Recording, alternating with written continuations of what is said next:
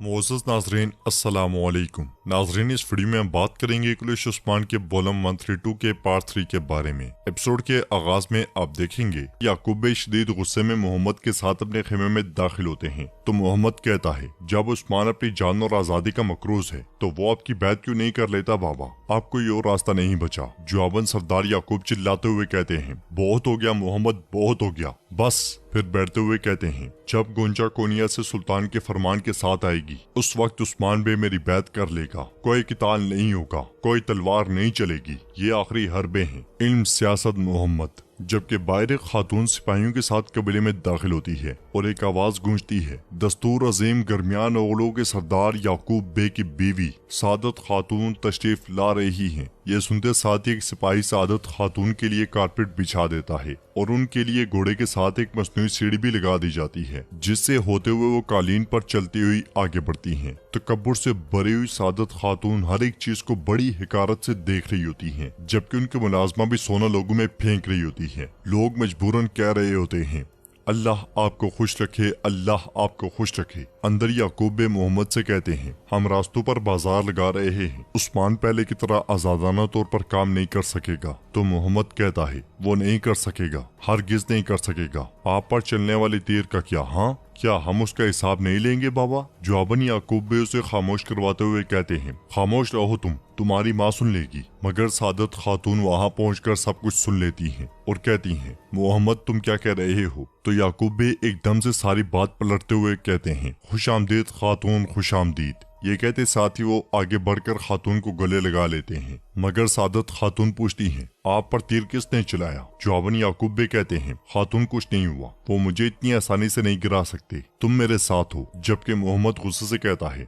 अम्मा उस्मान ने, उसने बाबा पर तीर चलाया। तो सादत खातून कहती हैं, याकूब बे आप लोगों की जाने नहीं बख्शते जो आप पर हमला करते हैं, तो फिर उस्मान अब तक जिंदा क्यों है, आपने उसकी जान क्यों बख्शी। जवाबन याकूब बे कहते हैं, मैंने किसी की जान नहीं बख्शी खातून। ये सुनकर सादत खातून कहती हैं, तो फिर आप सही वक्त का इंतजार कर रहे होंगे। ये सुनकर याकूब बे कहते हैं, एक खातून अपने शोहर को जानती है, अगर मेरी बैत करने से पहले उसे मार दिया तो बहुत खून बहेगा, वो पहले हुक्म मानेगा और फिर वो अपने किए का हिसाब देगा। ये कहते साथ ही वो नशिस्त पर बैठ जाते हैं और मजीद कहते हैं, लेकिन मैंने उस्मान को उसकी बेइज्जती की सजा दी, मैंने उसकी साख को तबाह कर दिया। तमाम लोग यही बात कर रहे हैं कि कैसे उस्मान की तस्लील की गई। इसी दौरान वहाँ पे एक सिपाही आकर कहता है, जनाब रेमोस ने उस्मान को धोखा दिया और फिर आपके हुक्म के मुताबिक चला गया, कोई नहीं जानता कि वो कहाँ है। जवाबन याकूब साहब कहते हैं, उस्मान रेमोस को ढूंढ रहा होगा, इस बात को यकीनी बनाओ कि उस्मान के पहुंचने से पहले रेमोस की सांसें बंद हो जानी चाहिए। ये सुनते ही सिपाही चला जाता है। सिपाही के जाने के बाद याकूब बे कहते हैं, उस्मान बे ने हमें यानी शहर में मदु किया है, मोहम्मद तुम तमाम तैयारियों के जिम्मेदार होगे। अब मेरी बात गौर से सुनो। उधर कारवांसराय में अलाउद्दीन अपने सिपाहियों के साथ बैठा खाना खा रहा होता है और सिपाही भाई सुंगुर से कहता है,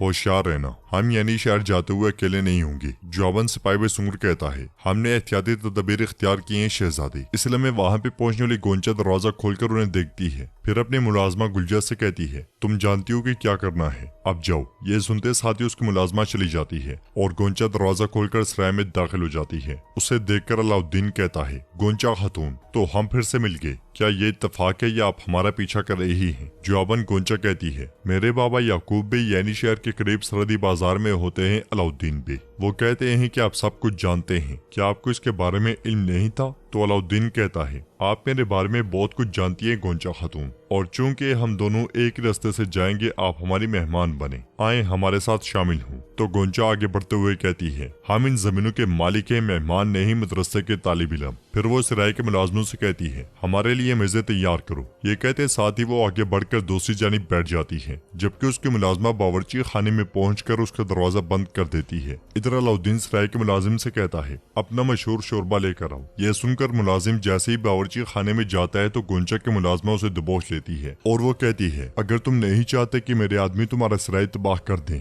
तो जैसा कहती हूँ वैसा करो। इसके साथ ही वो शोरबे में कुछ मिलाने लग जाती है। काफी देर मशरूब ना आने पर अलाउद्दीन के साथी पुकारता है, मुलाजिम। फिर सिपाही जैसे ही उठकर बावर्ची खाने की जानिब बढ़ता है तो गोंचा का हाथ उसकी तलवार पर चला जाता है, जबकि अलाउद्दीन का सिपाही बावर्ची खाने के दरवाजे पर आकर कहता है, शोरबा कहाँ है? जवाबन वो खादिम कहता है, ला रहा हूँ जनाब। जबकि गोलचा उस मुलाजिम के सामने ऐसे खड़ी होती है कि वो अलाउद्दीन के सिपाही को दिखाई नहीं देती और अलाउद्दीन का सिपाही वापस मेज पर जाकर बैठ जाता है। कुछ देर के बाद मुलाजिम मशरूब लेकर आ जाता है और अलाउद्दीन समेत तमाम सिपाही जल्दी में मशरूब पी लेते हैं। ये देखकर गोंचा खुश होते हुए कहती है, खाओ मदरसे के तालिब इल्म खाओ। इधर यानी शहर में खाने के दस्तरखान तैयार होता है और उस्मान साहब मलून खातून फातिमा और बुरान के साथ मौजूद होते हैं। इस में खेमे का दरवाजा खुलता है और अलजन नन्हे जेरकुताई के साथ वहाँ पहुँचती है। उनके पीछे पीछे जेरकुताई भी उसी हालत में वहाँ दाखिल होता है। जेरकुताई को देखते साथ ही उस्मान साहब बहुत ज्यादा खुश होते हैं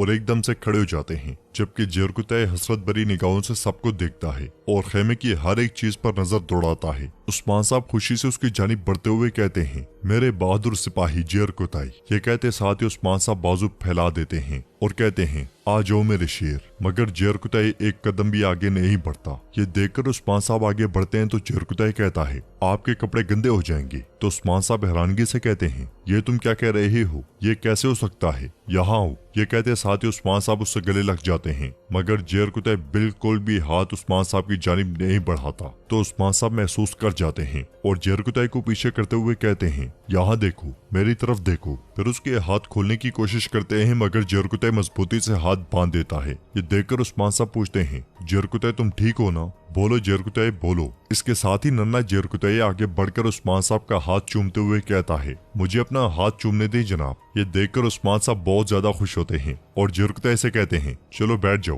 तुम्हें भूख लगी होगी। इसके साथ ही तरह तरह के खाने दस्तरखान पर पहुंचा दिए जाते हैं और अलजन जेरकुताई से कहती है, हमने तुम्हारे पसंदीदा पकवान तैयार किए हैं जेरकुताई, खाना आपका पसंदीदा है। ये सुनकर जेरकुताई खाने को देखता है। खाने में तकरीबन हर तरह के खाने शामिल होते हैं। इसके साथ ही उस्मान साहब, मलून खातून फातिमा और बुरान मेज पर बैठ जाते हैं। फिर उस्मान साहब एक जानिब इशारा करते हुए जेरकुताई से कहते हैं, चलो बैठो जेरकुताई, यहाँ और बैठो। मगर कोई जवाब ना मिलने पर फिर से कहते हैं, जेरकुताई यहाँ आओ, बैठो, ये तुम्हारी शर्फ वाली जगह है। यह सुनकर जेरकुताई जगह देखते हुए कहता है, शर्फ वाली जगह? इसके साथ ही वो शर्फ वाली जगह कहता हुआ निशिस्त पर घुटनों के बल जा बैठता है, मगर बैठते साथ ही उसकी आंखें भर आती हैं। ये ना देखते हुए उस्मान साहब कहते हैं, तुम्हें इसकी याद आई होगी, भूखे होगे है ना? चलो शुरू करो। इसके साथ ही सब लोग खाना खाना शुरू कर देते हैं और नन्ना जेरकुताई भी रोटी के 2 टुकड़े करके एक टुकड़ा अपने बाबा के सामने रख देता है, मगर जेरकुताई खाना नहीं खाता। ये देखकर उस्मान साहब बुरान से कहते हैं, बुरान जेरकुताई के घर का क्या हुआ? जवाबन बुरान कहता है, मैंने अल्लाह की मदद से तैयार कर लिया जनाब। मैंने अपने भाई के लिए यानी शहर का सबसे खूबसूरत और बड़ा घर तैयार किया है, उसमें एक बाग भी है। यह सुनकर जेरकुताई हैरानगी से कहता है, बाग?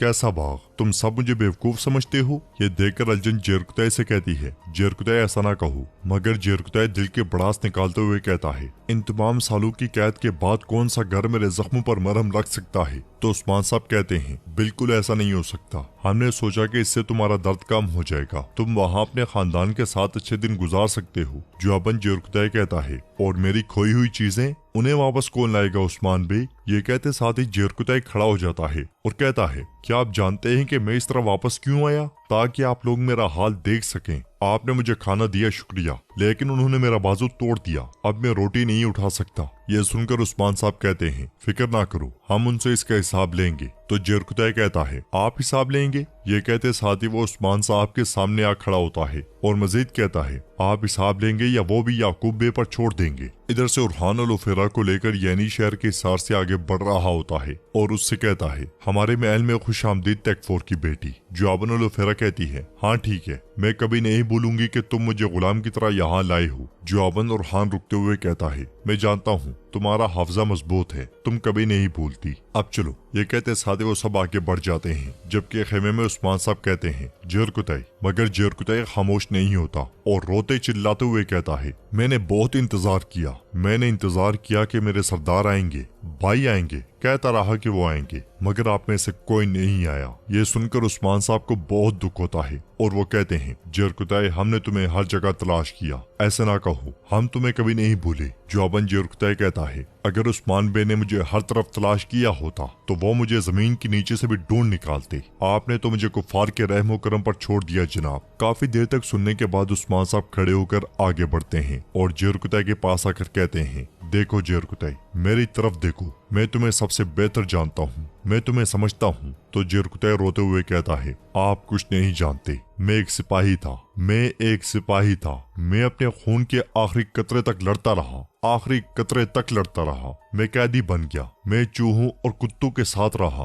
उन्होंने मेरे पूरे जिस्म पर तशद्दुद किया। मैं मरा नहीं, मैं कभी अपने फर्ज से पीछे नहीं हटा, मैंने एक लफ्ज भी नहीं कहा, मैंने अपना फर्ज पूरा किया, मैंने अपना फर्ज अदा किया।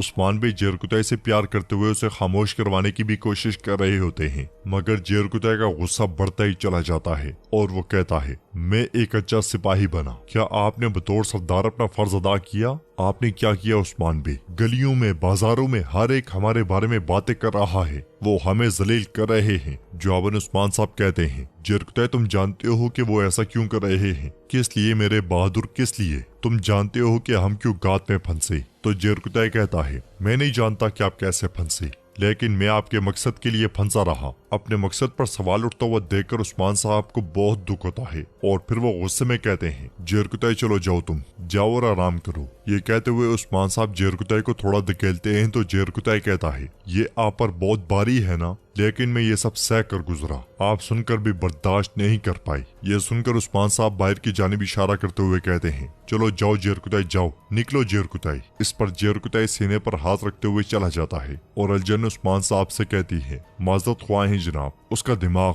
ये सारा मंजर देखकर मलून खातून आगे बढ़कर उस्मान साहब से कहती हैं, उस्मान साहब वो जल्द पुरस्कून हो जाएगा। जबकि अलजन नन्हे जेरकुतै को लेकर जब खेमे से जाने लगती है तो नन्हा जेरकुतै सीने पर हाथ रखते हुए जनाब जनाब कहता चला जाता है। फिर उस्मान साहब बुरहान से कहते हैं, बुरहान जाओ, उसके साथ रहो, उसे अकेला मत छोड़ो। बुरहान के जाने के बाद उस्मान साहब कहते हैं, मेरा दिल टूट चुका है। इसके साथ ही उरहान खेमे में दाखिल होता है और उसके पीछे से ओलोफेरा भी सामने आती है, जिसे देखते साथ ही मनून खातून कहती हैं, ओलोफेरा। जबकि उस्मान साहब भी गुस्से में उरहान को देख रहे होते हैं। तो नाजरीन, इसके साथ ही एपिसोड इख्तिताम पजीर होती है। अगर आपको वीडियो पसंद आए तो वीडियो को लाइक करें, चैनल को सब्सक्राइब करें और बेल आइकन पर लाजमी से क्लिक करें।